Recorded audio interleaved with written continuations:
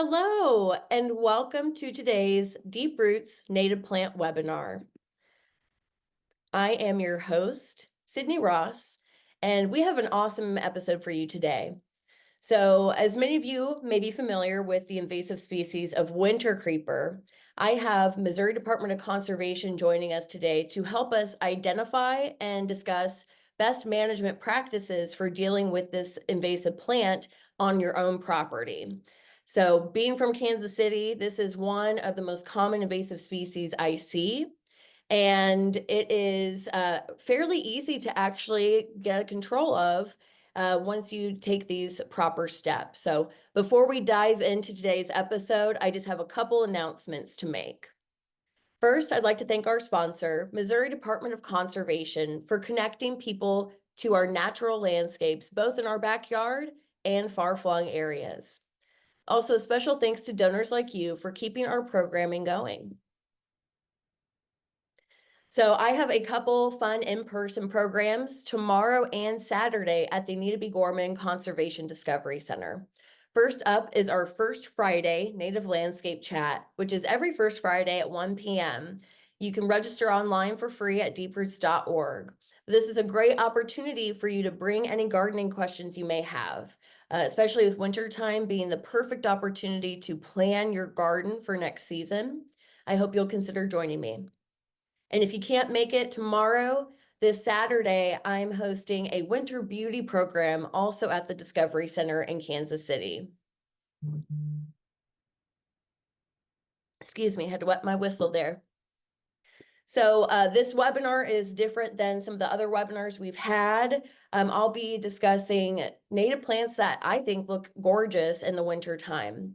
So this isn't just about seed heads and grasses. This is also about structural plants. It's about grasses. It's about all kinds of things. It's also about shifting our perspective of what we find beautiful in the landscape, because with native garden habitat, that's really important to consider, right? It looks a little different than a traditional turf grass lawn. So join me in shifting your perspective on what's beautiful in the landscape.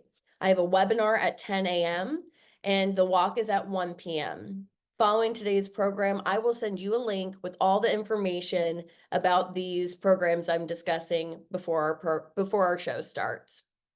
And as just a little sneak peek, the webinar tomorrow at 10 a.m. will also include photos from my personal home garden that I planted earlier this year. It's looking awesome even in winter time. In fact, I snapped this picture of blanket flower just today because I don't know, there's something really charming about a winter garden. So I hope you'll consider joining me for either our native landscape chat on Friday or the winter beauty program this Saturday. Calling all nature nerds. Our Planet Native Landscape Conference is back again February 11th through 12th at the Anita B. Gorman Conservation Discovery Center and Kauffman Foundation. If you haven't registered already, be sure to visit us online at planetnative.org, where you can see our jam-packed schedule. This is a great conference for both professionals and nature enthusiasts alike, and I hope to see you there in person. As always, this webinar will be recorded and all resources will be available online. As I mentioned, I'm going to send you an email following today's webinar with all the juicy details about how to sign up for programs, learn about volunteer opportunities, and more. Don't forget, if you have questions for Missouri Department of Conservation, I have two amazing guest experts that are joining us today that can answer your large land management questions. So be sure to drop those in the Q&A. And if you're enjoying the program, let us know in the chat. Please visit us online at deeproots.org for more information on upcoming events, webinars, native gardening resources, and how you can get involved. While you're there, consider making a donation. Okay, I'd like to welcome to the virtual stage our two guest experts today, Cassandra Allen. She is a private land conservationist for Missouri Department of Conservation, and you all may be familiar with her because she has joined us in some previous episodes. How are you doing today, Cassandra? I'm doing great. Thanks for having me again. Absolutely. And also joined with Cassandra is Andy Carmack, who's also a private land conservationist for Missouri Department of Conservation. How's it going, Andy? I'm doing well. Thank you for having me. Absolutely. Thank you so much for letting me visit your property and showing me all the awesome restoration work you're doing. Yeah, no, it was an honor to have you out, and there's still a lot more work to be done. There's always work to be done, isn't there? But it was really cool to see in person all of the efforts you've been doing just in the past couple of years. So I think our audience is going to really enjoy today's presentation. And as I mentioned, y'all, if you have questions for Andy or Cassandra, let us know in the Q&A because they have great experience and knowledge on how to deal with invasive species, best practices for establishing native landscape, and more. So thanks, Andy. You bet. Thank you. All right, y'all, let's go ahead and get this program started. Please enjoy our Deep Roots Native Plant webinar on IDing and managing invasive winter creeper.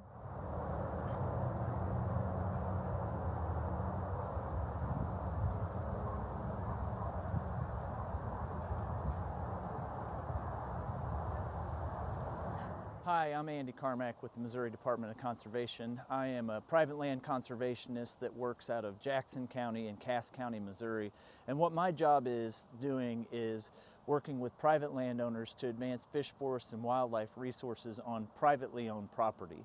And the number one thing that we talk about, not necessarily the number one, but a discussion that comes up at every farm visit and every site visit that I do, is exotic invasive species control and removal. So most of the farms that we work on in small lots and acreages that the Department of Conservation helps landowners manage has at least one, if not multiple, exotic invasive species. So today we're going to talk about and highlight for this series, we're going to talk a little bit about winter creeper. Now, winter creeper is an exotic invasive species that's originated in Asia, specifically China, Japan, and Korea. So I'm going to give you a little bit of background and history, and then as what identification techniques is what it looks like. So we're standing in front of a gigantic winter creeper vine. Okay, so the thing about the exotic invasives is most oftentimes they can occupy a variety of spaces, and they form in different they can either be ground cover or they can grow up as a vine in a tree. So for this particular plant here, this is winter creeper. This is a gigantic vine. You can look at the stems of this plant and the identifying characteristics are they have oval leaves and opposite leafing like this. So opposite leaves, and you can see next year's buds are opposite there as well. This today is the 20th of November, and this plant is still green. So the majority of our exotic invasive species in Missouri and in Kansas, for those on the Kansas side, if they're green and actively growing right now, they're not from here and they don't belong here. So here we are, November 20th, winter creeper, still green, still easy to identify. Now, this produces a lot of seeds, and this is spread by birds. This is what the seeds look like. These are red berries that were encapsulated by a white covering. So that white covering has peeled off of them, and this red part would be the seeds, and the deer and the birds love to eat these, and then they eat these, they deposit them, and then we start this vicious cycle of regeneration with this winter creeper plant. Now, one thing that you can see about this particular plant is we're in an area of high deer density here. So the deer absolutely love the winter creeper, and oftentimes you can see when it's clinging on a tree in a vine, you won't have any leaves of winter creeper just as far as the deer can reach. So I want you to look at this stem here. This is right here. This is my shoulder height. From this stem down, there are 0 leaves. And that's because the deer have browsed this plant. The deer love eating it. The deer love spreading the seeds, but they always browse it. And oftentimes when you get adult winter creeper like this, they will have a browse line that will get just as high as the deer can reach. So the other identifying characteristics is this will cling to a tree via these hairs, these fibers that will hold it onto the tree. Unlike poison ivy, this has no toxin in the plant, so we don't have to be careful in handling it. But you can also see a greenish haze or a greenish tint to that stem versus my hand. You can see that green. Pretty good indication that you've got winter creeper. I told you a little bit ago that it can occupy many spaces. We're going to look at a couple of sites today that show you what it looks like as ground cover or in planting beds. People brought this in from Asia as nursery stock, and they thought, well, this makes really pretty ground cover, and it does. It stays green, obviously a very long time, but it's non-native, and there are way better there are way better native options that you can plant instead of winter creeper, or English ivy is another one that people typically bring to the stock. But today what I want to do is I want to show you some management techniques that I'm using on my personal property to get rid of winter creeper. So the first technique that I'm going to demonstrate would be a cut stump treatment of this winter creeper vine. So this is a super old winter creeper vine. This vine's probably 15 to 20 years old. So whenever it gets old, it gets big. You know, we're looking at 1.5 inch diameter here at 4.5 foot off the ground. So what I want to do is show you a best management technique to get this off the tree, number one, and number two, to keep it from producing anymore and permanently kill it. Okay, so we're going to show you a cut stump treatment. Now, for the cut stump treatment, it's pretty easy to do. We're going to do it today with no mechanical equipment. We're going to do it with an axe. So what I'm going to do is I'm going to come down here with an axe, and you can see this in the video in just a second. I'm going to cut this stem here, but I'm going to cut a chunk of it out, probably 3 inches of it out, and then I'm going to treat the bottom portion of that with a herbicide. Now, when we talk about herbicide, we really want to focus on making sure you're using the right product in the right way. So for cut stump treatment of winter creeper, you really need to use a product that contains picloram. So for today, I've got a bottle of Pathway, which is picloram is the active ingredient in it. Another trade name, this is Pathway. It's the same thing as Tordon RTU, which stands for ready to use. So I've got my jug of Pathway, and what I did is I put it in a squirt bottle. So just any squirt bottle at all that you can buy at any farm store, and it's dyed blue. And when I get to it, you can see how that will look like on a fresh cut stump. But what we want to do is, when you work with herbicide, you always want to make sure that you're using the least amount of product on the area that you're trying to control your exotic invasive species on. It's critically important.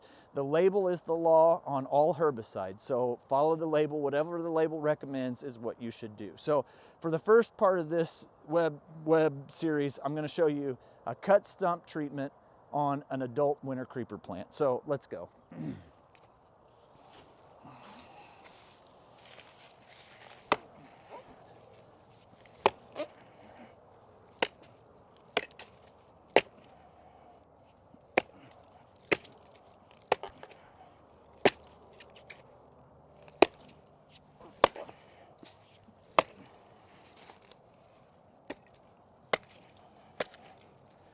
Okay, so if you zoom in here, this was green and actively growing, and we want a good clean surface here.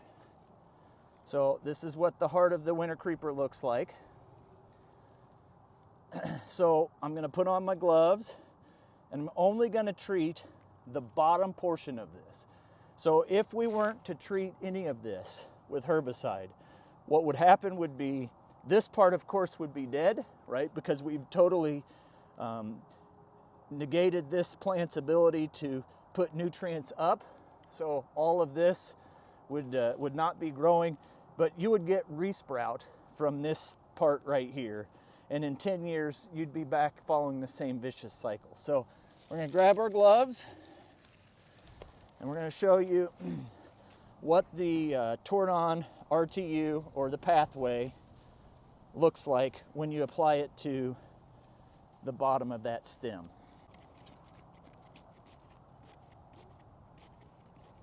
Okay, so that would be enough herbicide to kill this adult plant of winter creeper. So that was literally less than a teaspoonful of herbicide, and now you've totally killed this plant and it will never resprout. So this would be, and the other things when you're thinking about winter creeper control, and if you use an axe like this, you really don't want to hurt this tree. You don't want to hack into any part of this, because when you do, that opens up an injury potential.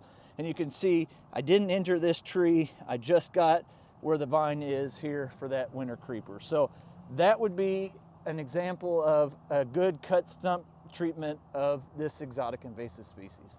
Another option that you have for control, obviously when we get a vine that looks like this one, you're not going to be able to hand pull that. This, you couldn't grab and get that off of that trunk if you had to. You know, He-Man himself, right, couldn't rip that off the tree and then rip up the roots. But you don't have to be He-Man in order to get some of this smaller vine here that was clinging up the tree.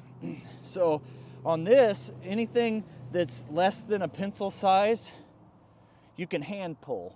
And the soil's been soft here, and we've had a lot of rain recently, so I'm going to grab this at the base, and the key is you really want to make sure you get the root. So we're going to pull this up by the roots and avoid breaking it off. This would be effective control of that plant right here that was starting to cling on this tree. So this right here that was clinging on this tree represents 15 years flash forward, represents this right here. And then once it gets to maturity, you can see all these berries up here that are causing a problem. And if you look on the ground right here underneath where this winter creeper is, you can see all the red berries that are going to eventually provide and produce more plants. So all of these berries are mature enough to provide and start reseeding and getting this ground cover of winter creeper established. And if you look carefully, that's exactly what's happened here. This is winter creeper here, this is winter creeper here, and it's all started based on the adult plant dropping the seeds right below it. So we talked about how winter creeper can climb up the trees and be in a vine form, but most of the time winter creeper starts as ground cover. So what I've got here is some ground covers. This is winter creeper. Like I mentioned earlier, it's the middle of November, late part of November, still green, still actively growing. And this is what most commonly people see as winter creeper. And when we go to the next spot, I'm going to show you and talk a little bit about what it takes to get rid of it when it looks like this. But in the previous clip, we kind of showed you the big vine. And what I wanted to do was show you a couple things. Number one, what it looks like 1 year after treatment. So I did the same thing as I just showed you in the video, where I cut this down at the base and then I treated the lower portion with Tordon RTU or pathway. So if you come over here and look at this, this was an equivalently as big plant of winter creeper that was clinging up this tree, this hackberry tree here. So I cut it off. There's the fibers here. You can see just like the last one. Cut it off, treated this portion. And if you notice, we're one growing season removed and there is 0 resprout from here. If I was to have cut this and not treated that stump, you would have, this plant would be resprouting like absolute crazy. No resprout here. This is dead. But when you look at what this looks like once it's been released off the tree, look up here and see that obviously winter creeper is still green in November. This is not have any green in it. This will eventually melt off of the tree. And when I say melt off of the tree, What I mean is this will start, the weight of this right here will start being too much and it will fall out of this tree little by little. I do not recommend ever you coming up to this and ripping it out even though it's dead, because you don't know what's above it and what's been, maybe there's a widowmaker or a dead branch in these trees. Let this decompose over time, and it will in a couple years. So this is 1 year removed. In another year, based on the weight of this plant, I'd say this will be on the ground where it should be and dead. So the other thing that you can kind of notice here, I know that today's episode is going to be about winter creeper, but bush honeysuckle, right? It's the bane of a lot of people's existence. The same cut stump treatment that I talked about on your winter creeper, we used on this exact site for bush honeysuckle. Here are 2 stems that I cut of bush honeysuckle. Same thing, cut them off with a chainsaw, treat the stump with the Tordon RTU, 0 resprout on either of those. So we're gonna get to how we control this ground cover winter creeper, what I did to it, and then some management techniques and what to do after you've killed it. So I mentioned winter creeper as ground cover and ornamental stock. So that's how I got this. I bought this property a few years ago, and when I bought this, it had winter creeper that was ground cover, all right?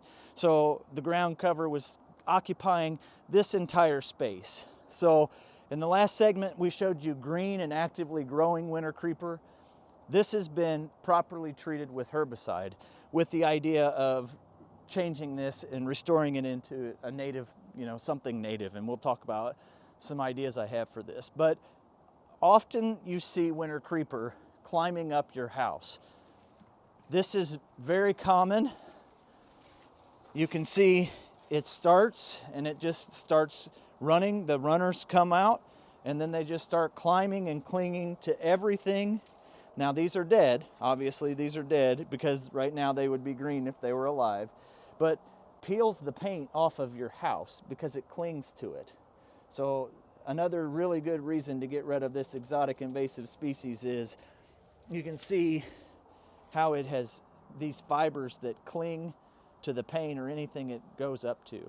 On the big plants that it's clinging to the adult trees, all those fibers are holding it on there. You can see that, those fibers. But this is the ground cover. This is what it would look like.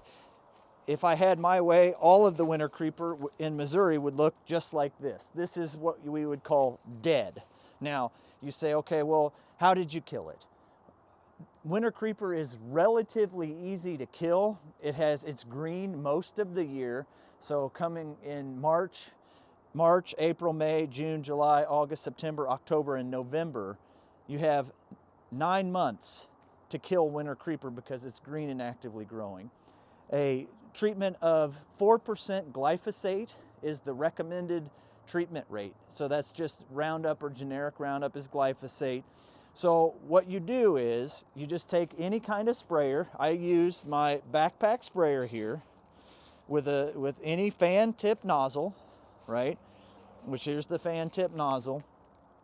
And I just treated this with 4% Roundup, and then I waited. I did this treatment here in August. So if you look here, what you want to make sure is winter creeper is hardy. It outcompetes the native vegetation. You want to make sure that you've killed this, and the way that you can know this, that you got it, is 2 months after. When it breaks, there's no green left in this. It breaks hard. So you can see that this is dead winter creeper. So what I'm going to do, and what I would recommend people who have this in their ground cover, is I want you to kill it whenever you can. August, September, typically really good time periods to kill winter creeper. When I killed this, and what I'm going to do in this flower bed is rip all this out. Ultimately, once you kill it, it does rip out really easily. So I'm going to rip all of this out, remove this, and then I'm going to plant this back to, I want grayhead coneflower here. I love grayhead coneflower. I love its size. This is a hot, full sun area. It's super aggressive. It does very good. as a monoculture. I'm going to plant a monoculture of grayhead coneflower in this particular bed. Other ideas, you could do black-eyed Susan or purple coneflower, anything really of what you wanted to plant, something native, but get rid of the exotic invasive species. Go with your natives. It's always better. There's a whole host of reasons why the natives are better than anything exotic or invasive. So I hope you've enjoyed this episode on winter creeper, and keep fighting the good fight about exotic invasive species control. So stick around for the live question and answer session, and I'll answer all of the land management questions. And if you have questions that aren't specific for winter creeper, I know a little bit about Sericea and bush honeysuckle, I'd be happy to stick around and answer a lot of your land management questions. First, I'd like to go ahead and welcome Cassandra and Andy to the virtual stage so we can talk more about winter creeper and other exotic invasive species. So folks in the audience, if you have questions, please be sure to pop them in the Q&A so that we can answer those live. And for those who may not be aware of our pop quiz, we will be having a little pop quiz here in just a moment. And if you get it correct, you'll win your own set of native plant note cards, which is perfect for the holiday season. Hey, Andy, how's it going? It's going good. All right, let's jump in to the Q&A that we've got going on here.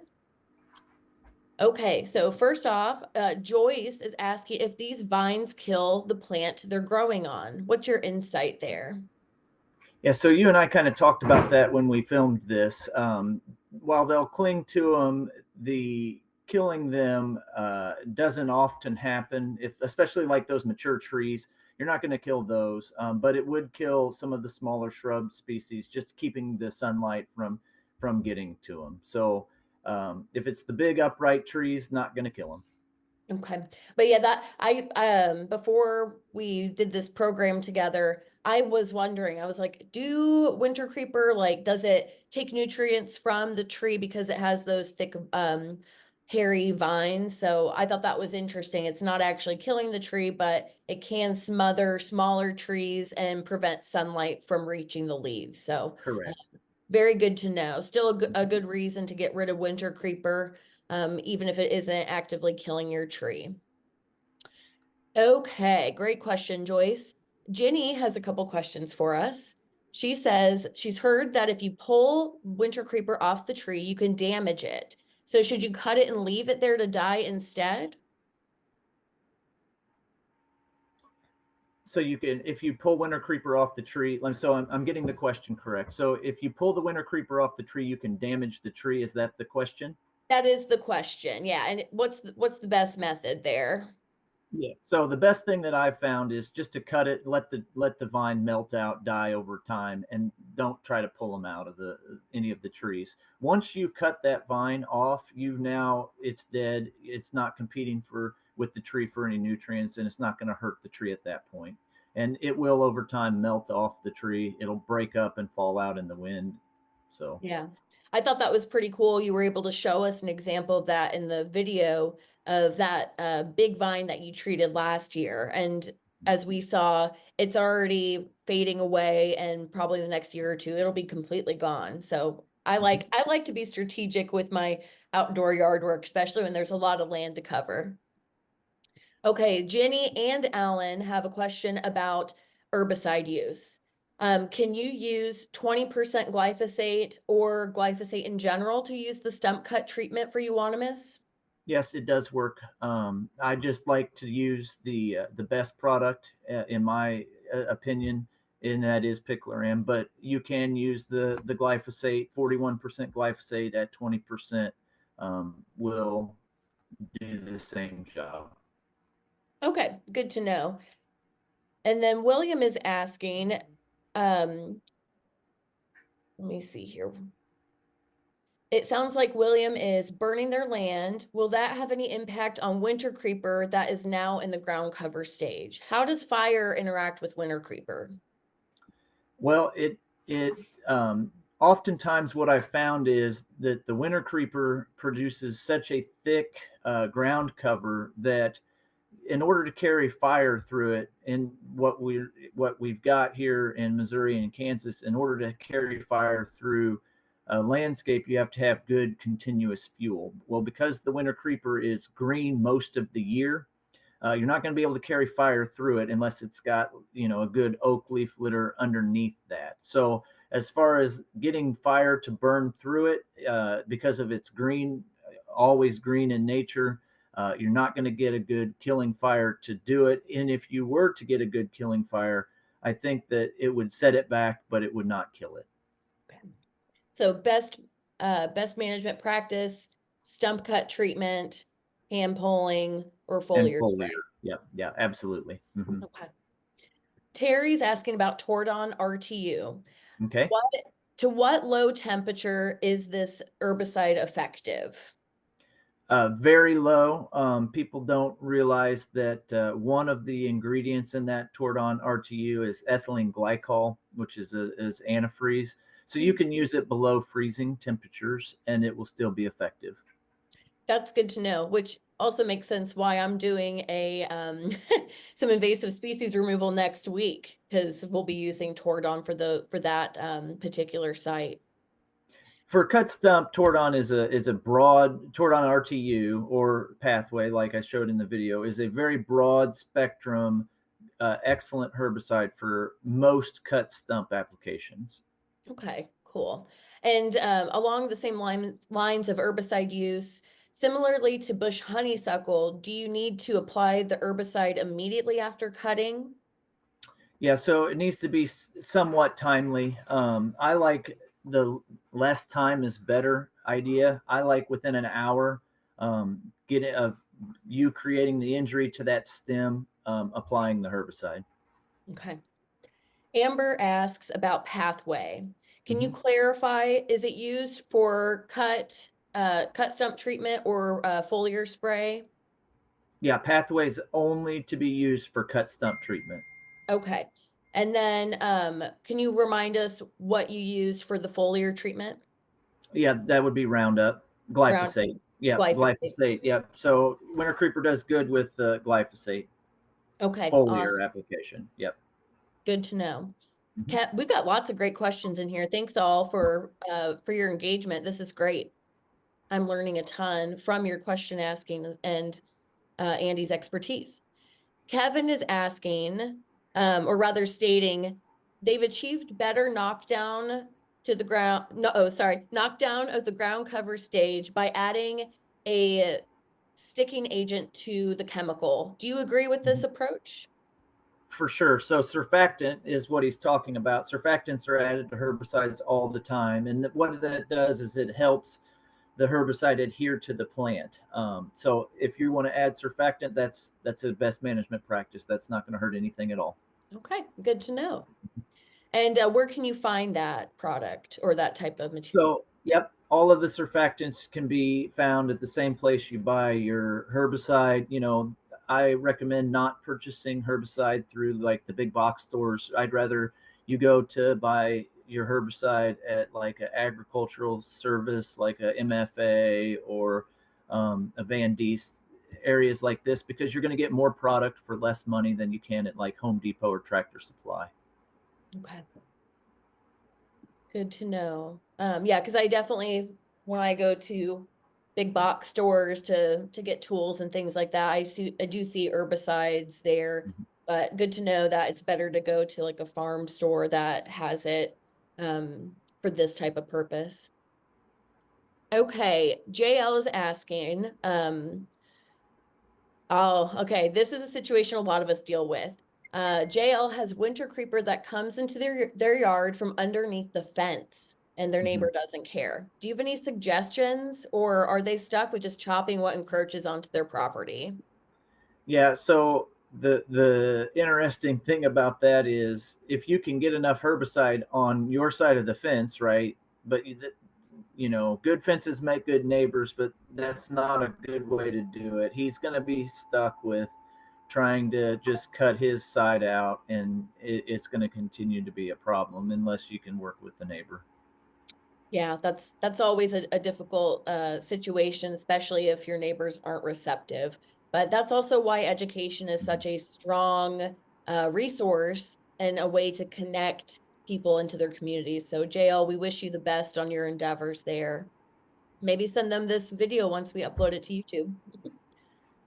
Okay. Laura is asking about, what do you do with winter creeper once you've removed it? Will it regrow in the yard or in a vegetative dump? Do they need to burn it? What are your thoughts there? No, once it's dead, it's not, there's no chance for it to resprout and come back from, if you foliar apply it like that, or even if you cut stump it, there's nothing that it's going to come back from. At that point, you can just put it in your compost pile. You just burn it. You can do however you want to get rid of it is completely acceptable. Okay. Good to know. Yeah, because sometimes you see all those roots and you're like, is it just gonna latch back on and keep going? So great, good to know.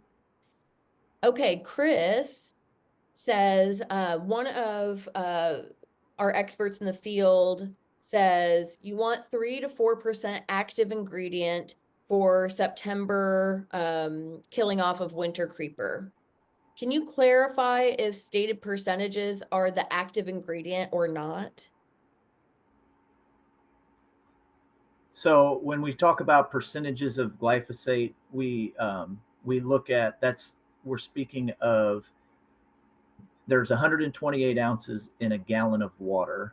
So when we talk about 4% active and 4% Roundup solution, so you take 128 times 0.04 for 4%, and that will tell you exactly how much Roundup to add up in 1 gallon of water. So that's how we define how strong we mix that herbicide.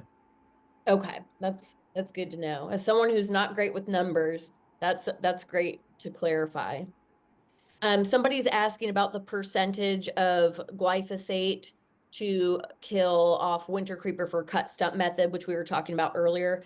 Did you say 40 or 4%? 20 for a cut stump. 20 is about what you would want. Okay, Mm-hmm. sounds good.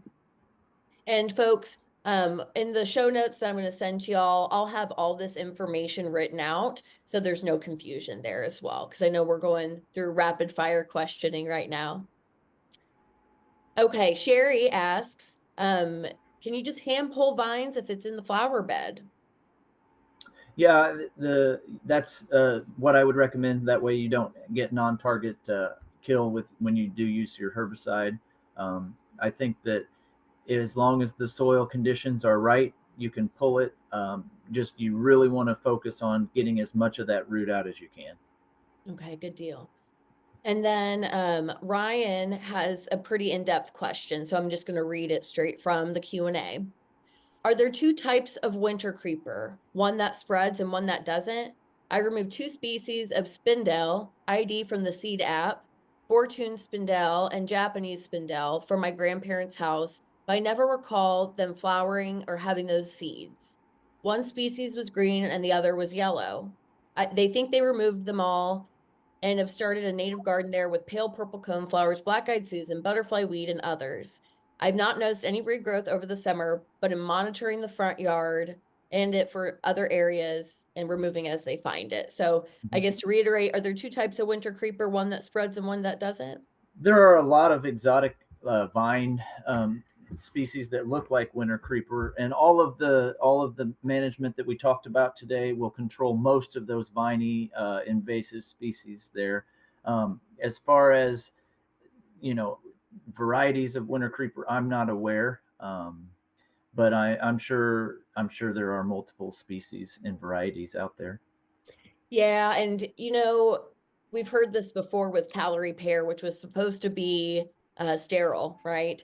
Turned out it was not. So in general, best practice is to, if you want to support wildlife, plant native plants, because non-natives don't do it as well as our native plants do. So Right. okay. And folks, if you have questions, please put them in the Q&A rather than the chat if you can, just so we can keep that organized there. Before we continue on with some more questions, and we will be wrapping up here soon, let's go ahead and do our pop quiz. so that you can win your very own native plant note cards, which I love these. These are made by artist Nancy Waugh, who's based here in Kansas.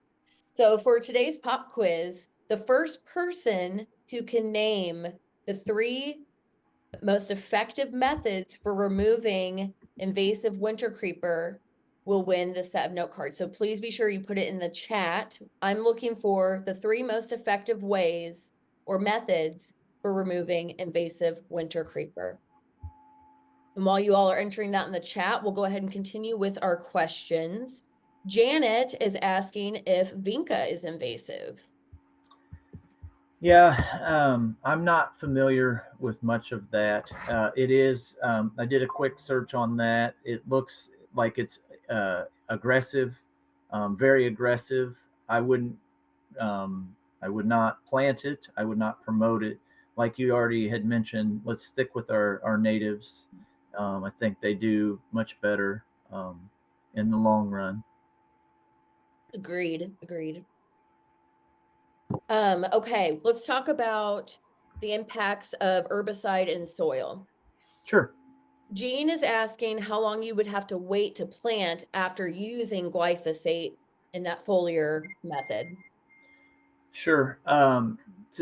To the half life of Roundup. So Roundup, glyphosate is the most researched herbicide that there is.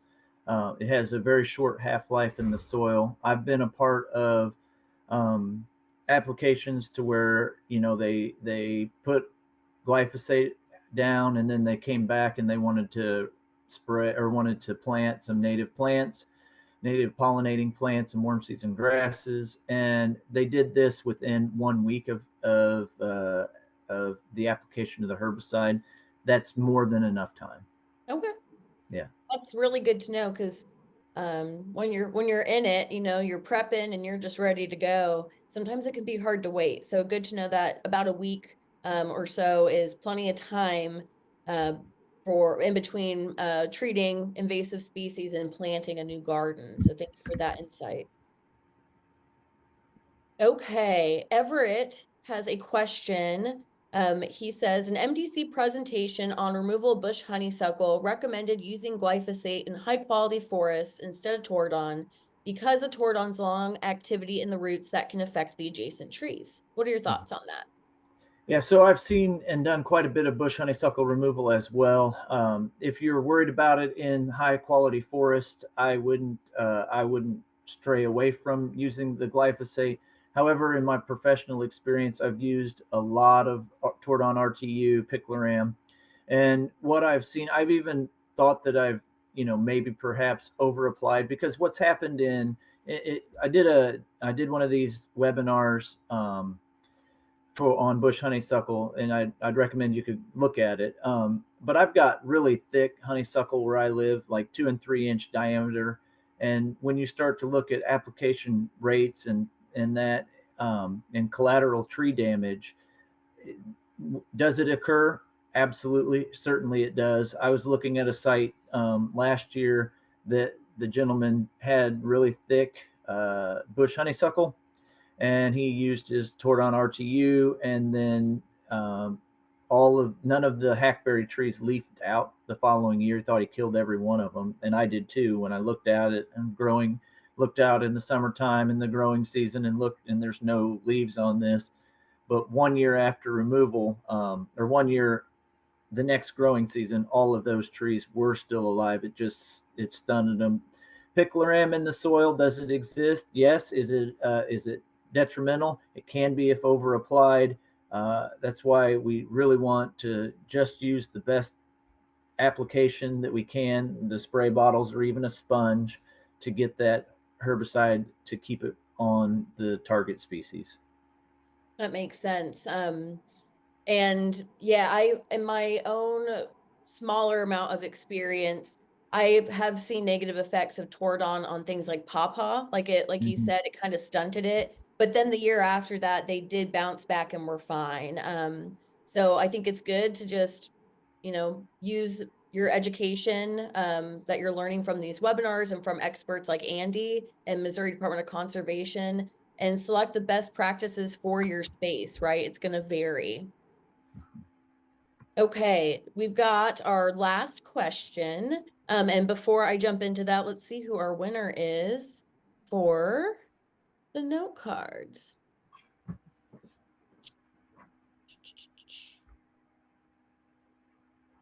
All right, Sandra McKee, you are our winner. You sent in cut stump, hand pulling, and foliar application. So I will go ahead and send you an email following today's webinar and get these awesome note cards mailed on over to you. Okay, and now for our final question.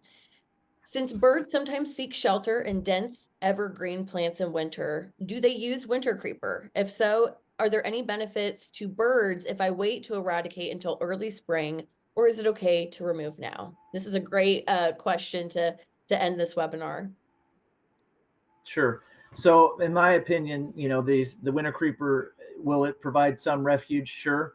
But there's always going to be available places for your birds to go. The best time, an old adage is the best time to plant a tree is 10 years ago and today. The best time to kill your exotic invasive species is right now. I wouldn't be worried about negatively impacting the birds' overwintering abilities by killing your winter creeper. Yeah, and as something that Chris pointed out in the chat, the birds eat the berries, don't they? Yeah. Yes, So they do. they eat the berries. And They then you're scrap them. perpetuating the problem. Absolutely. Mhm. And given that these plants have not evolved with our wildlife, it's also not the best nutrition for them, most likely, especially during a harsh time like winter. Sure. All right. Well, that is all we have for today. Thank you, Andy, for being our guest expert today. And folks, thanks for joining us. I hope this webinar has been insightful and educational, and that you feel empowered to remove your own invasive species from your landscape. I will go ahead and email you all resources from today's show, as well as a link to this episode. So if you want to rewatch, you can do that at your leisure. Thank you all, and I hope you'll consider joining us for our next webinar, which is our Deep Roots Native Plant webinar on December 19th, Winter Gardens at the Anita B. Gorman Conservation Discovery Center. You may have tuned in last week or 2 weeks ago rather for the fall version of this. Well, now I'm going to talk more on woody species like shrubs and trees and species for shade gardens as well. So thank you so much, and I hope you all have a great rest of your week.